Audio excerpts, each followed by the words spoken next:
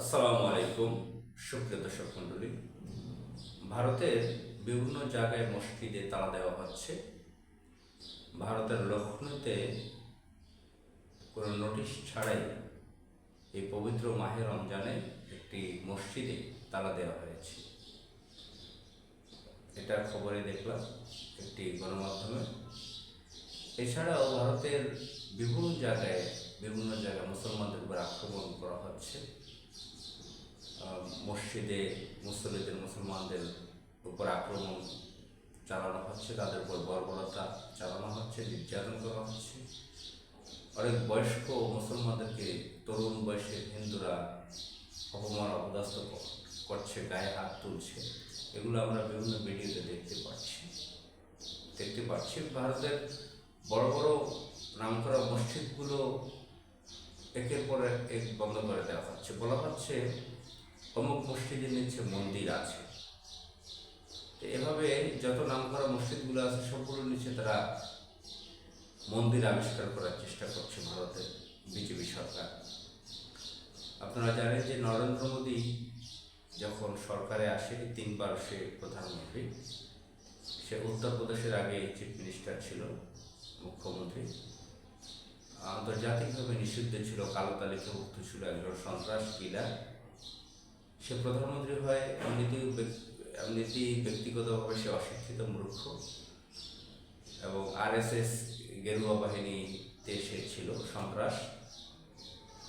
তার দল মারাত্মক লেভেলের উগ্রবাদী। ভারতের যে কংগ্রেস পার্টিটা আছে তারা যখন ক্ষমতায় ছিল তারাও চরম ইসলাম বিদ্বেষী, মুসলিম বিদ্বেষী।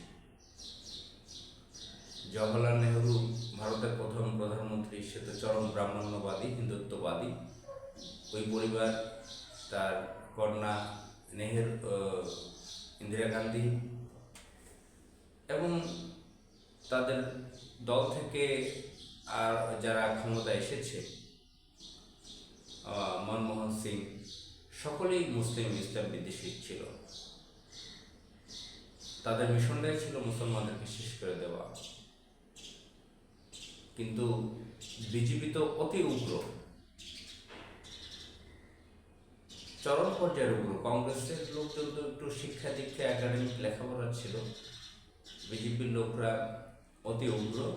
তারা ভারত থেকে মুসলমানদেরকে শেষ করে দিতে চায়।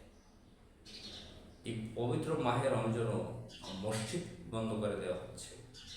অথচ এই ভারত হাজার বছর ধরে চালিয়েছে মুসলমানদের হাতে শাসন ক্ষমতা ছিল এখানে। আমরা মোগল সম্রাটদের কথা জানি, মোগল আমলের কথা, সুলতানি আমলের কথা। এটা মুসলমানদের দেশ ছিল। মুসলমানরাই এর পতাকা অঙ্কন করেছে, ব্রিটিশ বিরোধী আন্দোলন করে স্বাধীন করেছে ভারতকে। এবং ভারতের যত গুরুত্বপূর্ণ স্থাপনা সব মুসলমানদের হাতে তৈরি। এবং ব্রিটিশ বিরোধী আন্দোলনে শহীদ হয়েছে মুসলমানরা বেশি, আলেম ওলামারা তারাই। অথচ সেই ভারতে আজকে উগ্র হিন্দুত্ববাদীরা মুসলমানদেরকে শেষ করে দিতে চায়। আল্লাহর ঘর, পবিত্র মসজিদ তারা ভেঙে দিচ্ছে। অনেক মসজিদ বুলডোজার দিয়ে তারা ভেঙে দিয়েছে। অনেক মুসলমানদের বাড়ি যখন তখন বুলডোজার চালিয়ে ভেঙে দেওয়া হচ্ছে। অথচ আন্তর্জাতিক মহল নিশ্চুপ এই ব্যাপারগুলোতে। আমরা দেখি ছোটোখাটো একটা ব্যাপার যদি অমুসলিমের বিরুদ্ধে হয়, তাদের কোনো সমস্যা হয়, জাতিসংঘ, ইউরোপীয় ইউনিয়ন, মার্কিন যুক্তরাষ্ট্র, আন্তর্জাতিক বিভিন্ন মানবাধিকার সংস্থাগুলো তারা ঝাঁপিয়ে পড়ে। বিভিন্ন NGO-গুলো টুকটাক দু চারটি বাদে অধিকাংশ হিউম্যান রাইটসের যে অর্গানাইজেশনগুলো, ইউনাইটেড নেশনস, ইউরোপীয় ইউনিয়ন, মার্কিন যুক্তরাষ্ট্র, সকলে নিশ্চুপ এই ব্যাপারগুলোতে। যারা হিউম্যান রাইটসের কথা সারা বছর শিখায়, মানবাধিকারের কথা বলে, নারী অধিকারের কথা বলে, অথচ নারীদেরও নির্যাতন করা হচ্ছে ভারতে। খ্রিস্টানরা পর্যন্ত সেখানে নিরাপদ নয়। খ্রিস্টানদের বিভিন্ন ধরনের আক্রমণ করে। পর্যটক যারা আছে, টুরিস্ট, তাদের উপরে বিভিন্ন ধরনের আক্রমণ করছে ভারতীয় উগ্র হিন্দুত্ববাদীরা। চরম আনসিভিলাইজড একটা স্টেটে পরিণত হয়েছে ভারত। যদিও এটাকে রাষ্ট্র বলতে আমার কাছে বিব্রত বোধ করছি।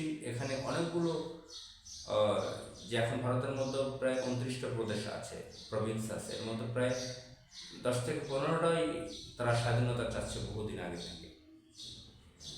জোর করে একটা রাষ্ট্র তৈরি করা, এই এই এই রাষ্ট্রটার জন্য এখন যে রাষ্ট্রটা কাগজে কলমে আছে, এটা